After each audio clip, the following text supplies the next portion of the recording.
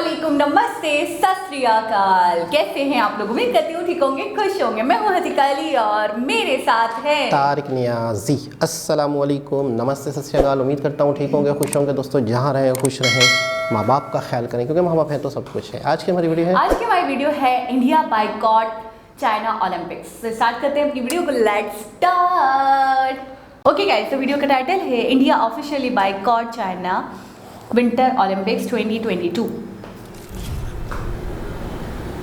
तो इंट्रो की देखिए यहाँ पे आवश्यकता नहीं है क्योंकि आप सबको पता होगा एक बहुत ही बड़ा फैसला लिया है इंडिया ने। ऑफिशियली अब इंडिया ने डिप्लोमेटिकली बॉयकॉट कर दिया है चाइना के विंटर ओलंपिक्स को।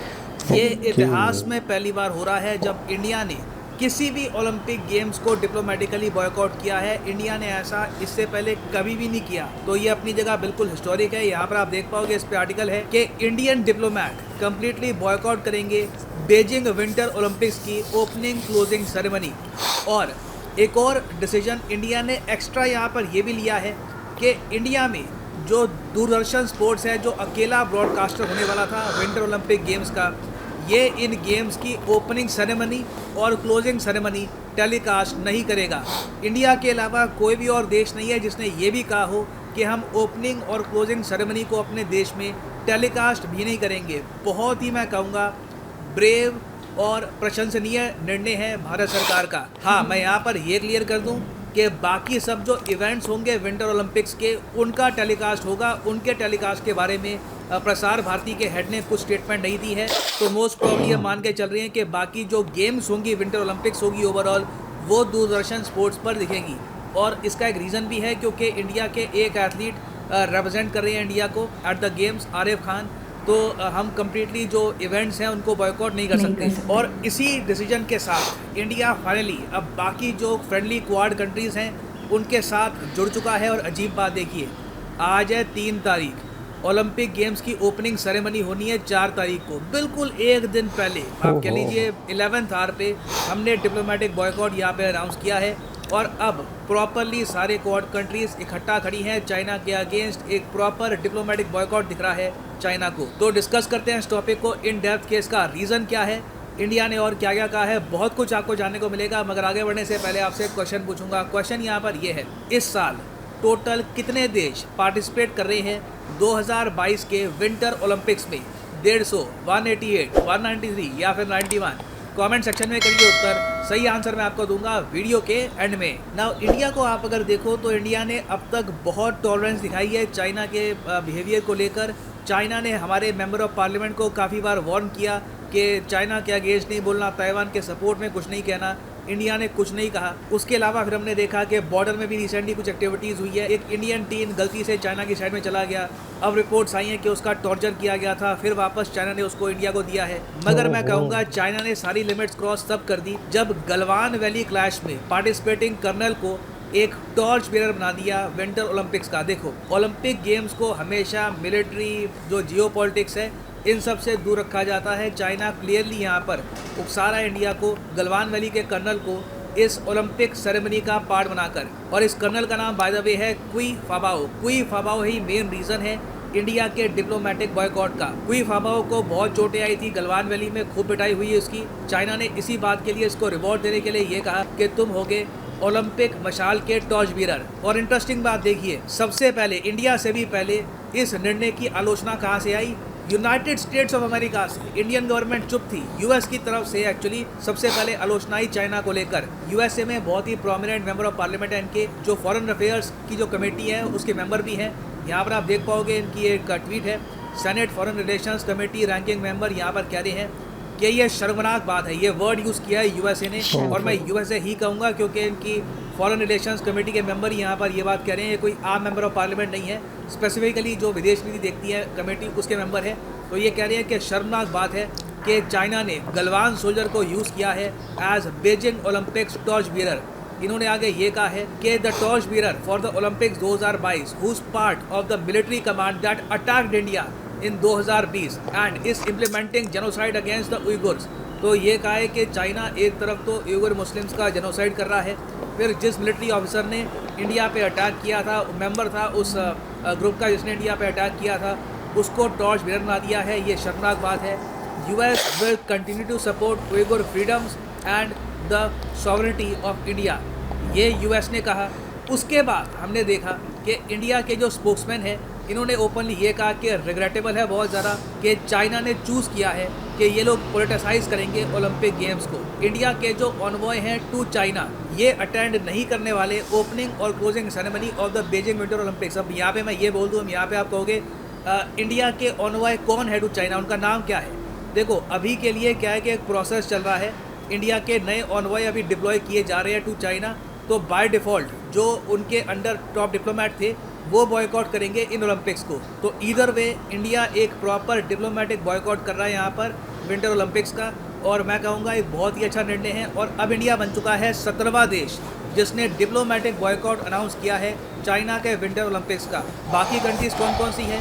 Lithuania, US, New Zealand, Australia, UK, Canada, Kosovo. जी हाँ, कोसोवो।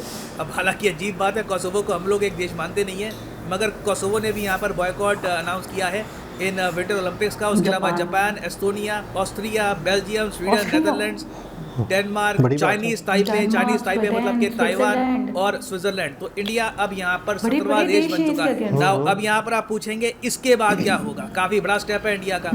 देखिए इसके बाद क्या होगा कि अब मोस्ट प्रॉब्ली चाइना की तरफ से प्रतिक्रिया आएगी, क्योंकि चाइना ने क्लियरली ये बात बोल दी थी। यहाँ पर आप देख पाएंगे BBC का आर्टिकल है कि कोई भी देश अगर डिप्लोमेटिक बॉयकॉट करता है चाइना के विंटर ओलंपिक्स का, that country will pay A price. ये चाइना ने ओपनली डिक्लेयर कर दिया था बहुत टाइम पहले। और यहाँ पर आप देख पाओगे ये कंप्लीट बॉयकॉट की बात नहीं कर रहे, ये कह रहे हैं China has warned countries who have announced A diplomatic boycott of the Beijing winter Olympics that they will pay a price for their mistaken acts.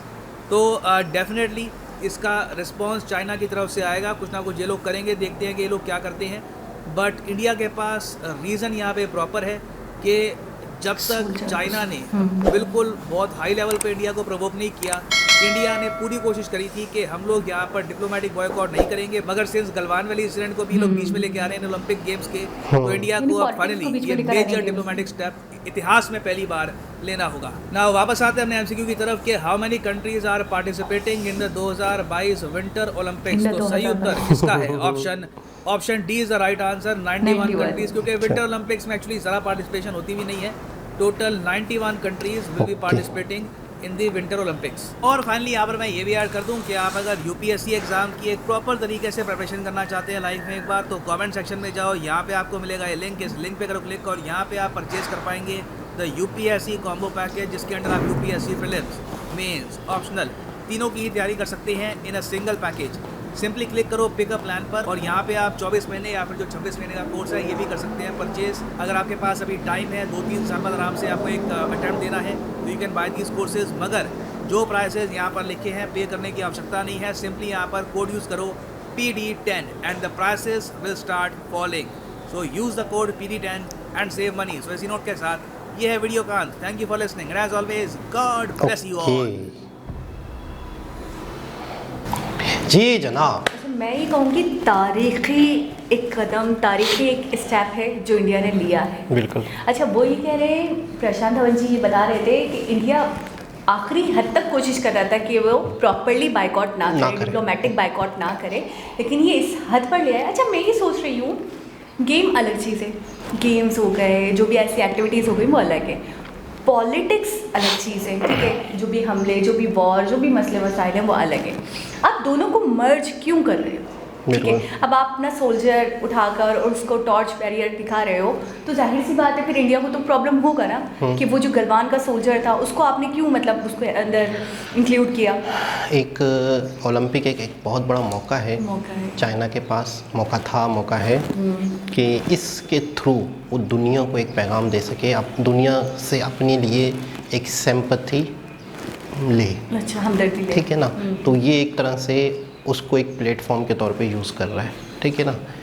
लेकिन वही वाली आपकी बात कि गेम है, आपके अगर पॉलिटिक कोई इश्यूज़ हैं, बॉर्डर पे कोई इशू हैं, वो अलग इशू हैं। आप इस प्लेटफॉर्म को आप अच्छा एक और बात है, गेम में पूरी दुनिया में एक दूसरे कंट्री से खेलते हैं गेम या क्रिकेट या जो भी हो XYZ, इनका मकसद क्या होता है? पहले तो हम ठीक है ना, मोहब्बतें, एक दूसरे के साथ मोहब्बत बढ़ाना, एक दूसरे को समझना, ठीक है ना, एक दूसरे की दूरियां ख़त्म करना। आपको कंट्री में जाना, उनका हमारी कंट्री में आना, तो चाहे मेल मिलाप बढ़ेगा। चाहे जितने भी हालात ख़राब हो ना, आपको पता है जब इस तरह के इवेंट्स होते हैं तो सारे कंट्री ना चाहते हुए भी, मतलब एक इवेंट है तो हर कंट्री एक दूसरे कंट्री के साथ खेलता है, एक रूल्स हैं, ठीक है ना।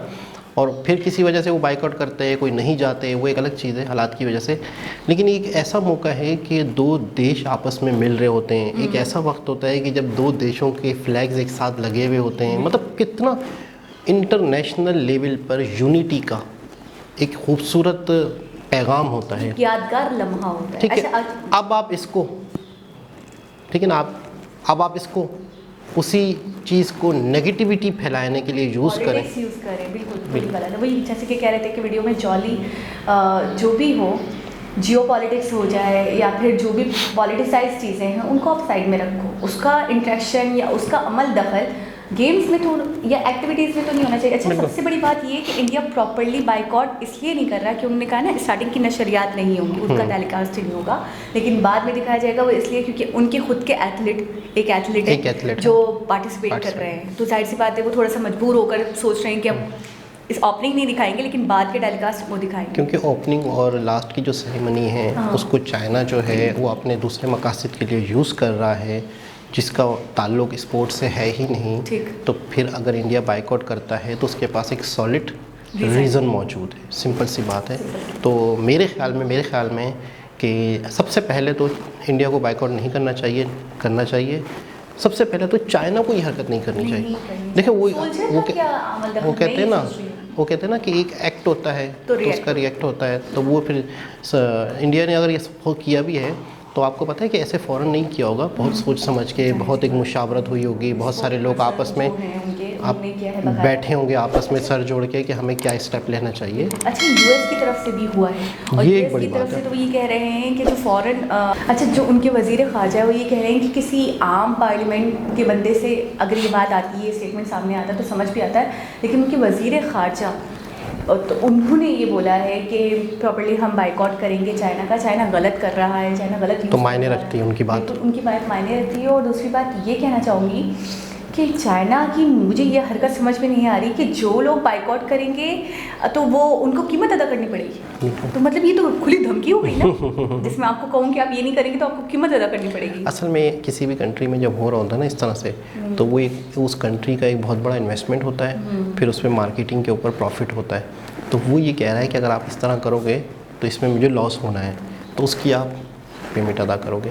लेकिन मैं कहता हूँ कि यार क्रिकेट है, मैचेस हैं, ओलंपिक्स हैं, ये तो एक मोहब्बत का पैगाम है और इसके अंदर चाइना को उल्टा ऐसा करना चाहिए था जिसमें इनके हालात मज़ीद बेहतर होते, यानी कोई ऐसा सिंबल या कोई ऐसा अमन का पैगाम या कोई ऐसी ऐलान होता, यानी कि कोई ऐसा, देखिए यही एक मौका होता है जिसमें आप पूरी दुनिया को कोई खूबसूरत पैगाम दें।